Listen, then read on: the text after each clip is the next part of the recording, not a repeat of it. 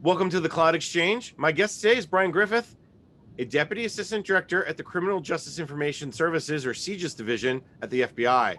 Brian, thanks so much for taking the time today. Thank you. I'm happy to be here.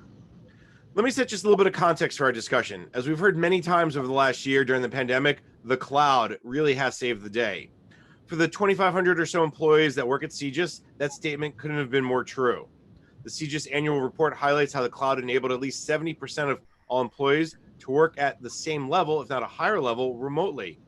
And while I'm sure CJIS, like many other agencies, have some data and applications in the cloud and some on-premise and in data centers, the ability of, say, the National Threat Operations Center to receive all their calls and not drop them, or the Next Generation Identification Systems deployment last September, all required this shared infrastructure to ensure success. Now, Brian, you're going to tell us a lot more about these and other successes that CJIS has and where the cloud and IT modernization is heading in the future. So let's just start with that big question, IT modernization. Talk to me a little bit about where you guys are at with your strategy and how does the cloud fit into that effort? Sure. It's helpful to understand, I think, who CJIS is. CJIS is the law enforcement facing arm of the FBI. So while a lot of the FBI's mission turns and faces the agents and the mission that most people know about the FBI from TV and their awareness, CJIS division is an information sharing tool that turns and faces state, local, tribal, federal law enforcement, providing them the information and the awareness, situational awareness that they need in order to do their job, to include criminal history information. We also execute the NICS gun background checks. So for firearm purchases, we produce crime in the United States. We have NCIC. If you've ever encountered law enforcement along the roadside, the running the name through NCIC to give situational awareness to officers in the field. Those and many other what we refer to as national asset programs exist and are maintained here at CJIS, as well as the service delivery capability, the users, the service providers who actually do the biometric identifications, who do the NICS gun background checks, those kind of service providers who use our systems also exist here at CJIS. And so you mentioned the pandemic. During the pandemic, we had a challenge of not only maintaining the systems, keeping them available, and making sure that the service was being provided to law enforcement, but also to make sure that our service providers had access to those systems, many cases in a remote environment. So the question you asked was about our strategy and how does modernization fit into that. There are really four thrust areas or focus areas that from an IT perspective we care about right now. The first is to prioritize security. You'll be hard pressed to find us ever remove that from the top of that list. The second is to increase agility, to make sure that we can be responsive to an ever-changing demand or threat posture. And the third is to promote cost transparency and value. Actually, a business focus area that is intended to basically allow us to sharpen the saw and improve our efficiency and effectiveness. And then the last is the adoption of enterprise services, moving away from a place where we kind of roll our own in so many different areas and instead consume services that are available from our ITB, our IT branch partners at headquarters. So the use of community cloud, of cloud services, is essential in achieving each one of those areas. You know, we believe that the cloud's going to help us be more secure. It's going to allow us to be more agile. It's going to give us greater investment value.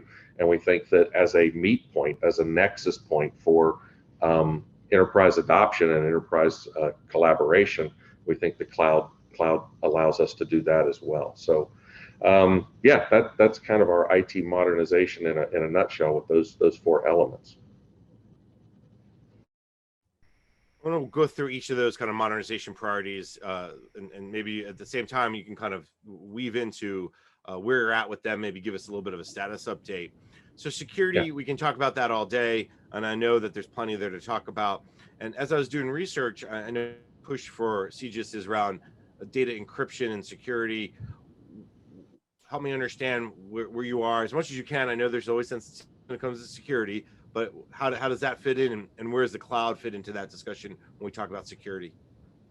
So, the security in the cloud is not much different than security on premise if you're doing it the right way. You want to have your data, FIPS 140-2 encrypted, both at rest and in transit. You want to have rigorous control around your keys and make sure that you're doing your own key management. You have to make sure that you've got good digital hygiene practices, that you're not leaving a trail for people to follow. There's just so many things that were good practices on premise that also translate really well to the cloud. The cloud amps up the accountability of it all. So while you may go sometime making a decision not to patch certain software and certain services on premise and take that calculated risk, in the cloud, you in many cases don't have that ability. In many cases, the patches are released, the vendors are installing those patches. You get an announcement of a patch on a Tuesday, and it's deployed on a Saturday. So from that standpoint, you're actually tightening up the rigor around your security management by moving to the cloud.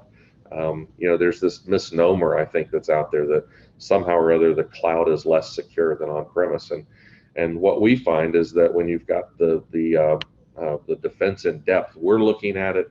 The cloud provider is monitoring and managing their infrastructure security. We believe that actually it's a more secure environment than maybe some of the false sense of security for premise compute.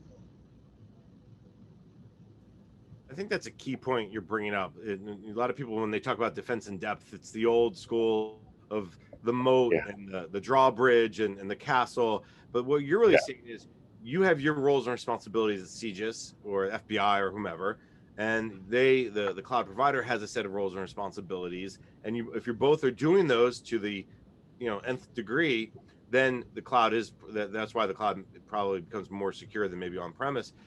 Have you guys laid out those roles and responsibilities to make sure, okay, Brian, you're in charge of this, and me, the cloud provider, is in charge of that? We have, and actually, in the federal space, we have FedRAMP, the federal guidelines, if you will, for what a cloud vendor, cloud provider, service provider is actually how they're going to manage.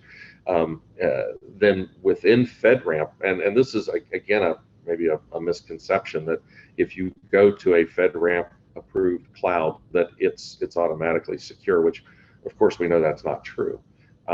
Within all that says is that the infrastructure that the cloud service provider is making available to you, that infrastructure is secure, and all of the tools are in place that allow you as the client, as the tenant in that space, all the tools are in place to allow you to harden your application and harden your utilization to whatever extent is reasonable for your application. And so there's a clear delineation of what the cloud service providers will do, what we will do, and certainly they're always offering new and innovative services that we can take advantage of, be that in the form of apps that we can install, or cloud services that we can include in our application once they've been FedRAMP approved. We know FedRAMP sets the baseline, and there's the low, medium, high. A lot of times agencies were in the moderate or the medium side. I imagine for CJIS and FBI, you guys have migrated more to the high side. Yeah, we've always embraced FedRAMP High. We've always, our services, the vast majority are FISMA High services. That translated really well to the FedRAMP High watermark. And has that caused any challenges on your end? Has that been any additional challenges on your provider's end when it comes to cloud services? Because it's a floor that it's a higher level floor, right? You're not at the bottom floor, you're at the highest level floor, obviously. Has that brought any new challenges or different challenges that you'd be comfortable speaking to? It has, but it's not challenges that have been insurmountable. Probably the biggest challenge with that in particular has been, with FedRAMP in particular, has been not all services that our developers, even our partners, our vendor partners that work with us, not all the services that they would like to use or include in our infrastructure, in our application, are FedRAMP approved. And again, the cloud is FedRAMP approved, but then individual services also bear an approval from FedRAMP.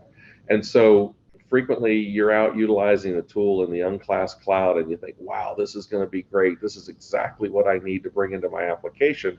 And you find out it's not on the FedRAMP approved list, or it's not even on their roadmap to get approved. And so then we work with our cloud partners, we work with our FedRAMP folks to advance that and to make the case that certain new services need to get that FedRAMP approval.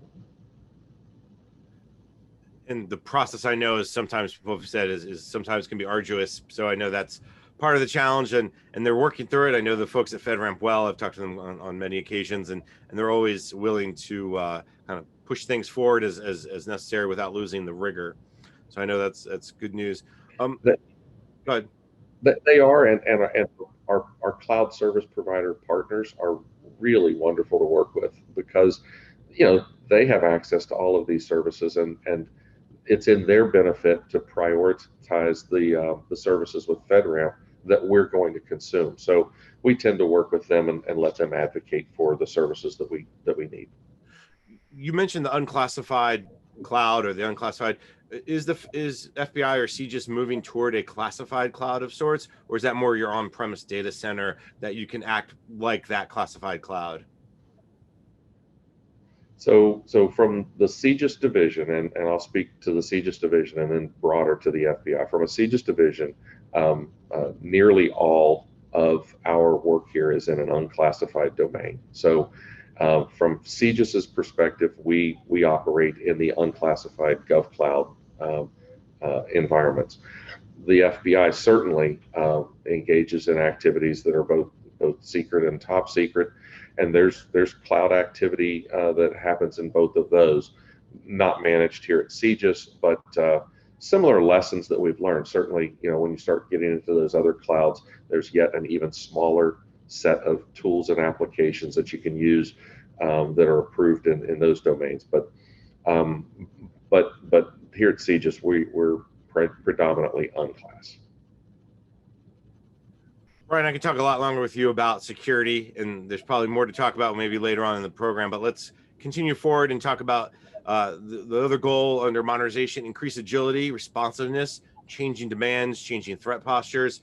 Where do you see the cloud playing in that, and how are you using the cloud and other IT modernization efforts to really increase your agility? So I like to tell people that I can clearly remember a day when every project started off with hardware procurement, and immediately a 6 to 9 month delay in buying that stuff. You had to spec it out, you had to get it approved, you had to get it ordered. Once it was ordered, there was the manufacturing and production time. Then it would arrive. You had to install it, network it, put your own configuration on it, and then put it up for security approval and wait for somebody to come in and accredit it so that you could move forward with your application. I think, conservatively speaking, if you get that done for a significant infrastructure in 9 months, count that as a win.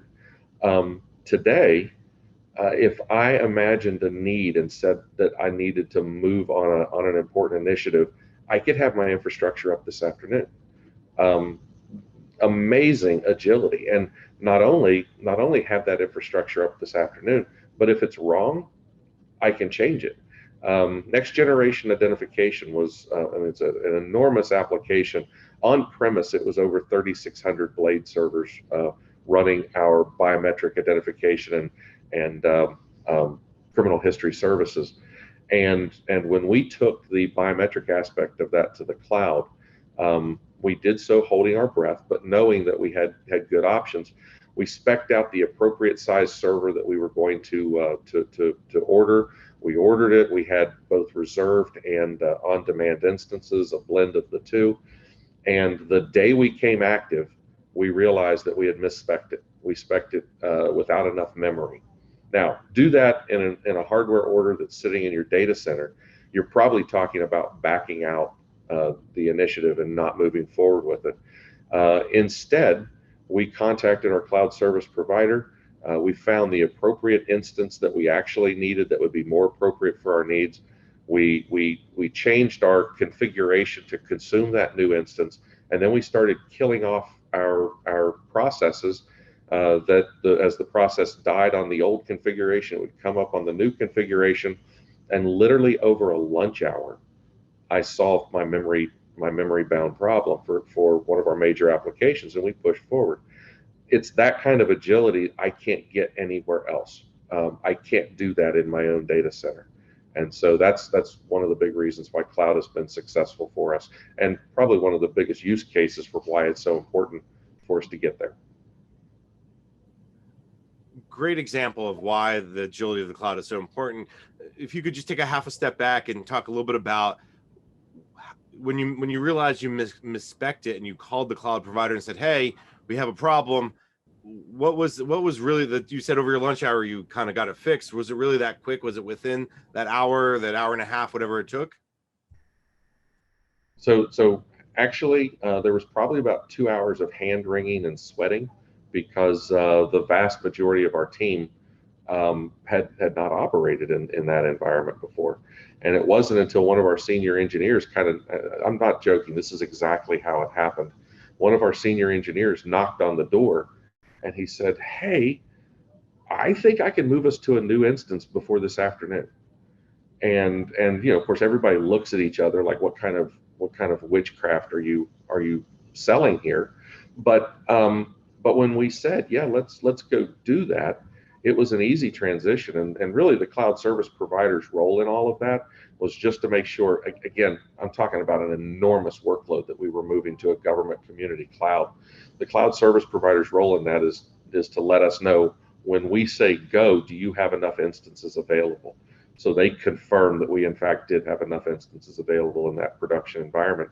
Rolled over, off we went. So yeah, it literally was. That's not an exaggeration. In the morning, a lot of hand wringing. Over lunchtime, we made the configuration change, and as those processes died off, we saw our performance pick up, and we were no longer memory constrained. Again, a great example. I really appreciate you sharing that with us. And just so folks get a sense, I know you said the next generation identification on premise was about 36 blade servers, and you just took the biometric aspect out of it and put it in the cloud. 3,600. 3,600. Oh, wow. 3,600 blade servers. That's a good catch on that one. I was like, yeah. 3,600 blade servers. So roughly what percentage, if you can give it to me, did the biometric portion, was that all 3,600 or is that a portion of that 3,600? We moved about 3,000 of those. Oh, wow. Okay. So, and you still have those on premise or as a backup, or everything's in the cloud? Are you able to talk a little bit about it? So because we still have a portion of the premise footprint, we now have a lot of spares. But yeah, we still have a portion of a premise footprint. And one of your questions that I know you were wanting to talk about was what are the things that we the obstacles that we have, and one of those things is databases, migrating databases. And so while it has been good to move our biometric services out there, so much of our system still relies upon large enterprise databases. The application was built around those databases, and severing those tight coupled ties with those databases so that we can take advantage of what the cloud truly has to offer without just lift and shift has been a challenge. So that part of the application that still deals with those large databases, that part of the application still exists on premise. Well, let's talk about that for a second, because I think that's an important piece here. Is it the fact is because they're built on legacy systems, and we always hear the COBOL, someone just the other day mentioned Ruby on Rails. I hadn't heard that in quite a while. Is it those types, or is they maybe newer technology, but because of just the size and the importance of them, moving them to the cloud is not possible, or what? Yes, on both fronts. So we do have NCIC, the National Crime Information Center. NCIC has been a mainframe application for 30 years, and it served us well. NCIC is massive IOPS and transaction volumes in the tens of millions a day, and that, moving that to the cloud is going to require a re-architecture of the entire system. It was built and optimized on a mainframe environment, and so the idea that that application could just be moved to the cloud just doesn't happen that way. So we have to sever the application logic from an understanding of the platform that it's residing on, and then optimize, go from a single point of entry for NCIC to a massively parallel points of entry for NCIC to be able to service that same kind of a demand. So yes to the applications, and yes to the Ruby on Rails. But in addition to that, other applications that one would actually consider to be modern applications built around large enterprise databases like Oracle and a Sybase and SQL Server and tools like that, where we've taken advantage of the enterprise database to accomplish large parts of the application. And so as you're looking to make that more cloud enabled, and you're looking to pull away from the logic of the database so that you can use the cloud for what the cloud offers you, you're re-architecting large portions of your application. So it's bigger than just my database is sitting out there. It's how do I reconstitute all of this application logic that sits around it. Is that part of your IT modernization strategy to start tackle, maybe they always talk about the low hanging fruit, this is the higher hanging fruit, if you will? Yes. So the idea that you want to increase your agility. I can't move when I'm bound by my premise data, and so yeah, certainly increasing the agility. And then the other note that I made there on cost and value delivery, the tools that are now available to us in the cloud actually allows us to reap much more value out of those database services than we could on premise. All right, Brian, I know you'll probably get a couple calls now for some of our vendor friends who will say they can take care of your mainframes. So I know they will. You'll be prepared. A third area of focus around your IT modernization strategy is to promote cost transparency and value. As you mentioned, this is really the business focused area. Sharpen, improve efficiency, effectiveness. The cloud, we know, plays a big role there. But interestingly enough, over the years, what we've seen is people say, well, we're going to save all this money from cloud. And then they go, oh, maybe we won't save as much as we thought, but we'll get better services. Where are you looking at effectiveness and efficiency? So when we implemented services in the past, CJIS services are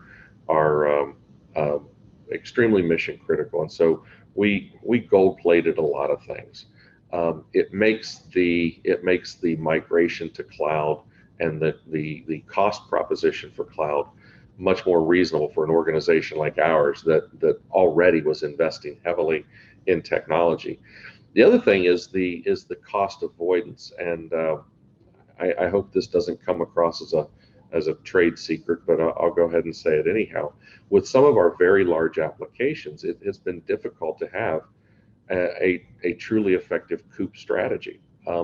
How do you create a replica of major systems, 3,600 blade server systems? How do you create a replica of those systems that's just sitting there in an awaiting state, in a warm state? Cloud, now that we're in cloud, it solves that problem, and it solves that problem at no cost burden, because now we have the ability to operate certainly multi-regional in different cloud regions, but in the very near future, multi-cloud, the ability to be interoperable within clouds. And that's you can't pay for that kind of continuity of operations and that kind of resiliency that we now have with our cloud service. The other thing that we've noticed is we do have to be very diligent, very good about truly removing uh, all the applications and all of the workload from infrastructure. It does you no good to move major parts of your services to the cloud if you're going to leave one or two things limping along on infrastructure and maintaining the networks that support that, maintaining the compute and all of the services, even human services that take care of that infrastructure. So once you make the commitment to start moving to cloud, if you want to truly see that kind of a cost um, return on your investment, you've got to be committed to going deep and eliminating a lot of that infrastructure. Roughly speaking, how far along are you with that? Are you 20% in the cloud, 80% in the cloud? Are you able to give me a percentage? Yeah, I'd probably say we're on the magnitude of about 60 to 70%. And the reason that's difficult is because, as I mentioned before, some of the things that are lagging are some of our large databases, and so as such, it just it skews the numbers a little bit. A whole lot of our compute lives there, and our databases will soon. We know, just talking to CIOs and other folks like yourself who manage technology, that you'll never be 100% in the cloud. Very few agencies will. Do you Yeah. have a goal where you're saying if we could reach X percentage, or if we could have X numbers of servers, data centers, whatever that, however you quantify it, that'd Right. be true modernization for us? Um, we're still targeting 90+% or higher being in the cloud, only holding out of the cloud those things that are either so workload sensitive that we got to keep them under lock and key, or those things that are maybe too costly to move into the cloud. But being quite honest with you, right now we've not identified what those applications are. Right now we are still moving on a trajectory of consuming cloud services in a secure way, on a very large scale. Now, as I mentioned before, other parts of the Bureau, I'm not speaking for the FBI when I say that. Other parts of the Bureau, some of their workloads and some of their data is at a sensitivity level that they may make other decisions. But when you're talking about the CJIS systems, and when you talk about the data and the processing, everything that we're doing is shared with and used by our law enforcement partners, which means that at some level it's also, and it's unclass, which means that at some level it's also available. And uh, holding something back from the cloud um, uh, kind of erodes the sharing proposition that we're trying to make with law enforcement partners. You mentioned earlier this idea of multi-cloud. I mentioned earlier the idea of hybrid cloud. What does the short-term future look like for CJIS when it comes to moving applications and other data to the cloud? So short term, we're still moving things in what I'll roughly call cloud communities of interest, or cloud communities. Um, Meaning, if I have a group of applications that fit better in one cloud versus another, I'm tending to move them that way.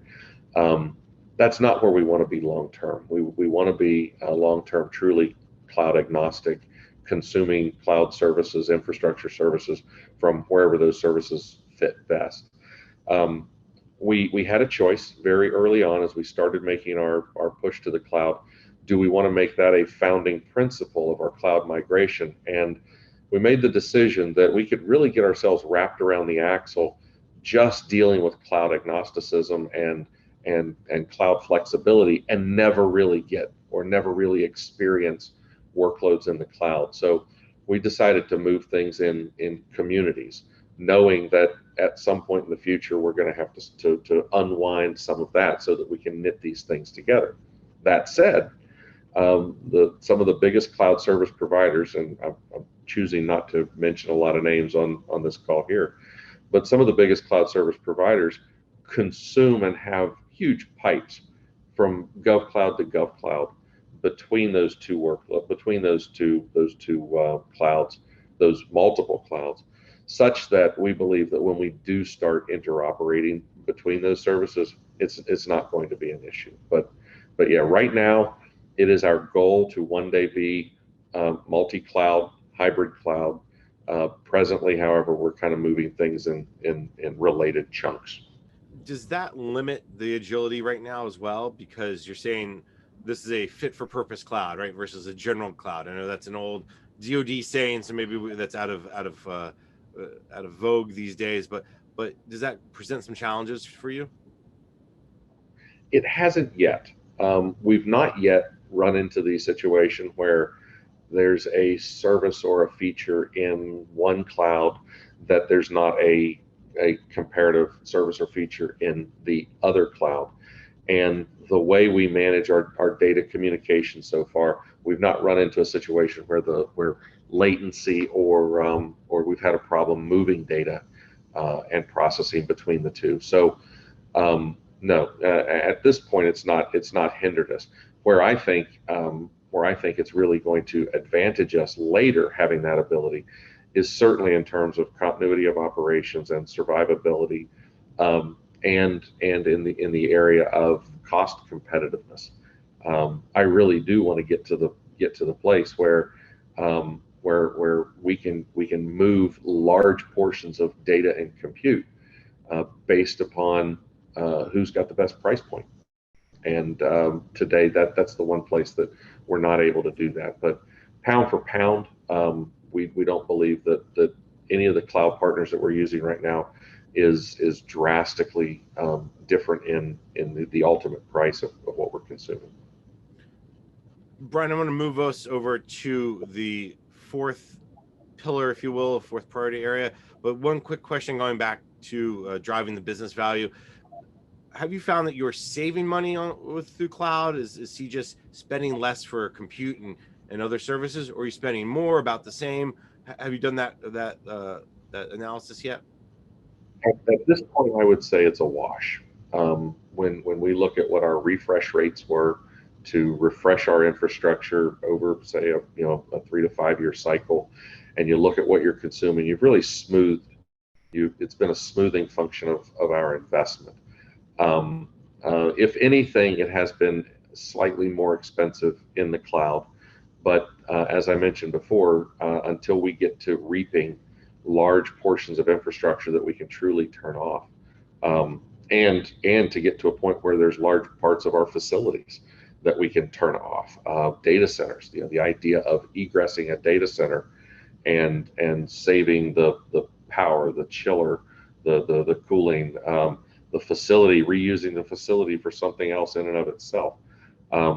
So that's where a lot of that investment is tied up, and it's almost like there's going to be this huge reaping function that's kind of a cliff one day that we'll fall off of. But if we don't stay aggressive and moving in that direction, we'll never reach that place where we start seeing this cost drastically fall off. But we've got a good group of people right now who have the right mindset. It's not just about moving to the cloud, it's moving to the cloud smart, and then coming back behind that and trying to compress and resolve that expensive infrastructure.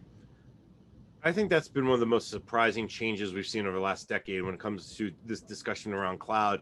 Is everyone thought they'd save money up front, but in reality, I think a lot of agencies and really private sector companies too have had to spend some money up front for the long tail of the savings. And I think that's the better services and savings. The better services come immediately, but the savings come later on. Yeah, I would agree with that assessment. That's what we found as well. We originally started it with kind of a cost proposition, and very quickly we realized that the cost savings would come down the road. One of the biggest people don't talk about it much. One of the biggest benefits of operating in the cloud is the forced rigor of automation. This isn't infrastructure you can go lay your hands on and sit at a terminal and install something. So everything you're doing is done through automation and scripting and infrastructure through code, and not a skill that was practiced widespread on premise.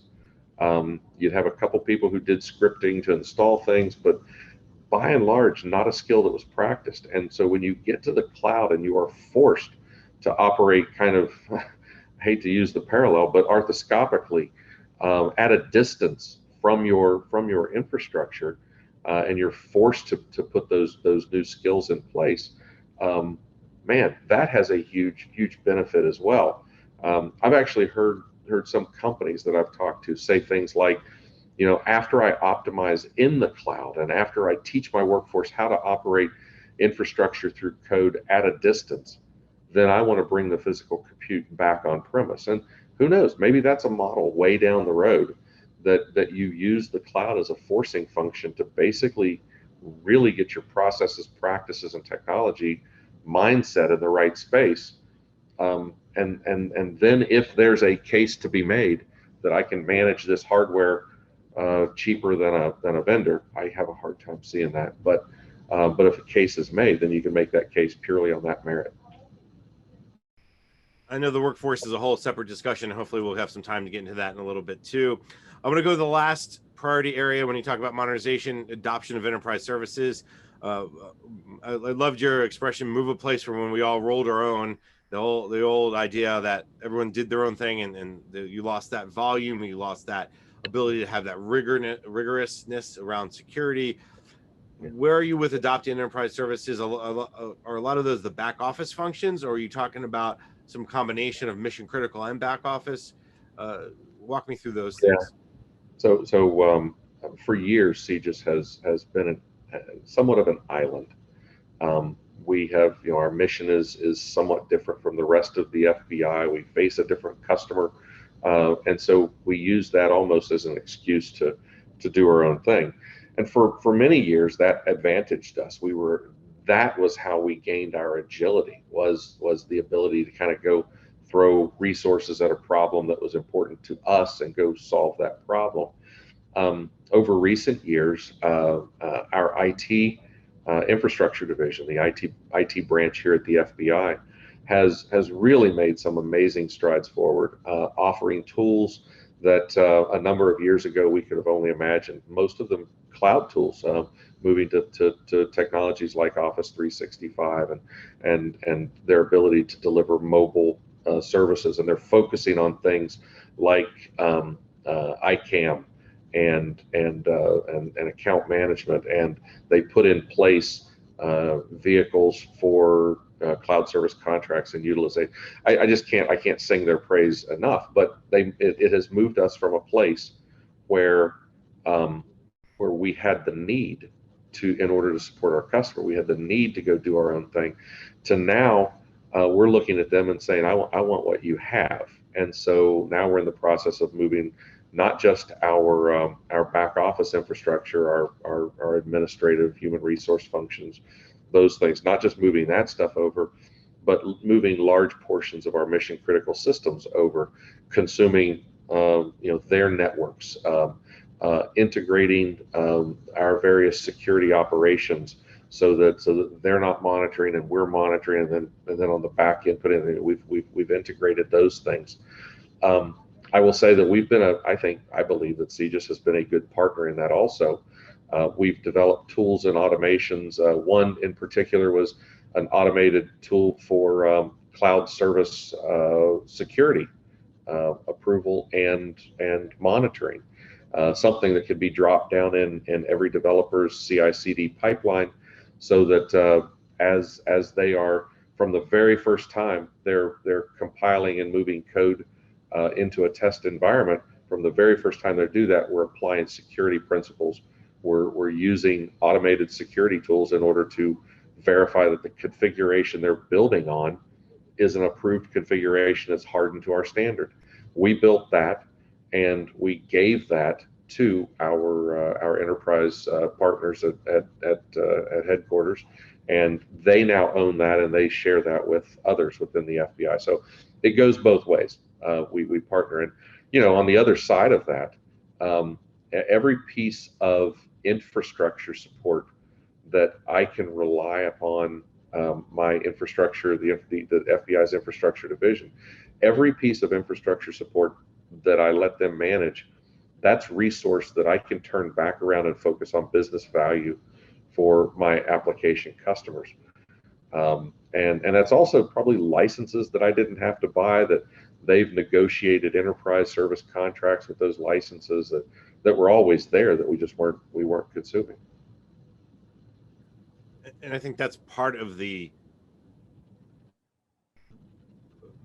benefit of moving to these enterprise services, is this idea that, wait a minute, I can now take the money that I was spending and put it somewhere else, and kind of, I don't have the headache, I don't have the concern or the challenge of the upkeep.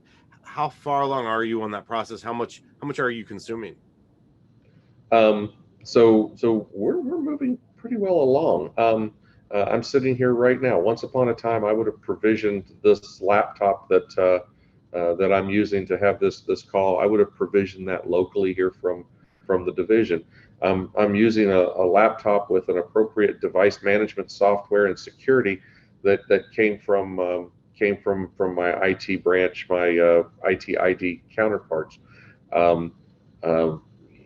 Just it infiltrates so many different parts of what we do. I mentioned previously about our enterprise security operations, bringing those together so that you have a transparency and an interoperability that can't be done artificially. You've got to put those functions together. We're moving in the direction of a network modernization throughout the FBI. And one of the best ways to do that throughout the FBI is if CJIS throws our technologies, our intellectual capital, and our investment behind that as well to help move us in that direction. Right now, CJIS maintains for the entire FBI. We maintain the trusted internet connection for the Bureau. We also maintain the cloud access points. So from a CJIS perspective, we're carrying a lot of the that core infrastructure that the entire Bureau is reliant upon. And so over time, seeing the Bureau come up with new strategies and manage that for the rest of the Bureau, and CJIS to fill our role, which is supporting state local law enforcement. I'm doing some research. I know this idea of the cloud access points came up. Do you want to go down that path just a little bit? I know that tags back around to, for instance, the security conversation, but fill us in on how they work and the benefits of them. Yeah, so I mean, why do we use cloud access points? We need certain places to apply our rules, to apply the various security measures, to build the appropriate pipes, to make sure that we've got, for the large applications, to make sure that we've got appropriate transport to be able to have the right bandwidth to the cloud. Cloud access points help us do that. Now, currently today, we have relatively few cloud access points, and really the biggest ones are supported and maintained here at CJIS.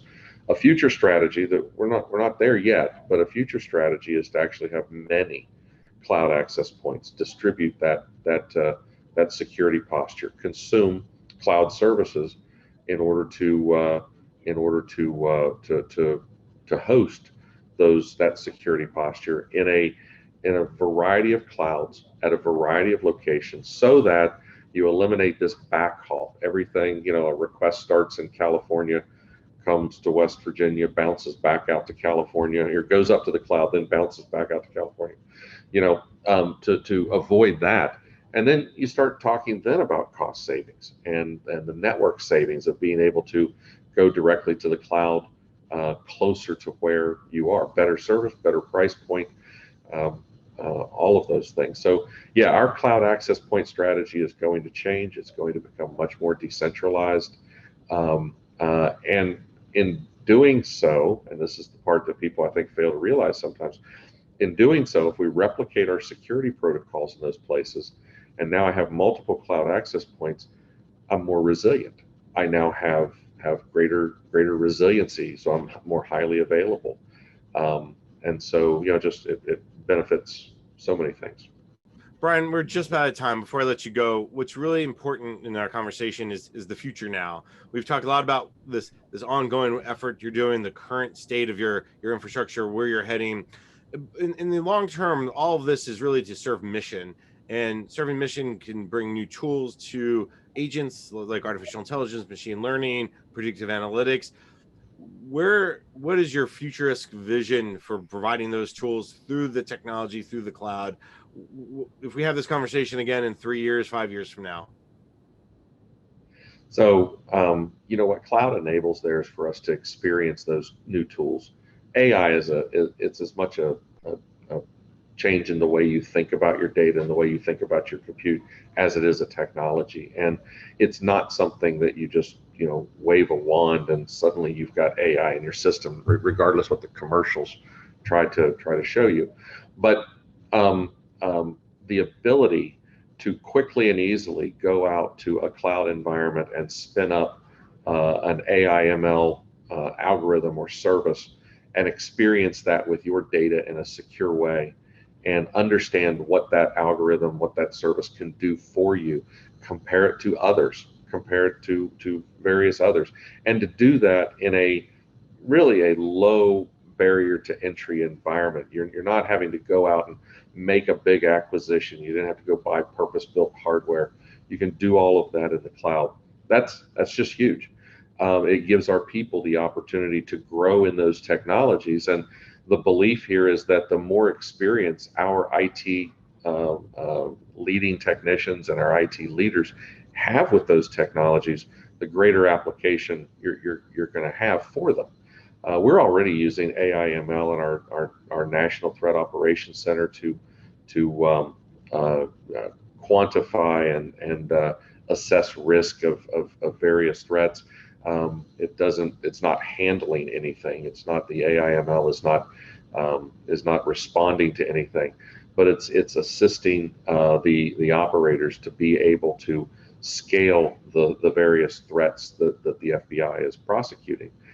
And so we're using it there. We use AI ML. We use AI tools in our various network monitoring applications and security monitoring applications to understand patterns of behavior. And so there's applications of AI ML already. I foresee many more. I think that again, as our technicians get greater experience and exposure to the tools, it's like anything else. Now there's this new tool in their toolkit, and they'll know when to use it. All right, Brian, I know we could talk longer, but unfortunately, this session of the Cloud Exchange, we are out of time. So let me thank my guest. Brian Griffith is a Deputy Assistant Director at the Criminal Justice Information Services, CJIS Division at the FBI. Brian, I enjoyed the conversation. Thanks so much for taking the time. I very much enjoyed it. Thank you. I'm Jason Miller. Now let's rejoin the studio for more from the Cloud Exchange on Federal News Network.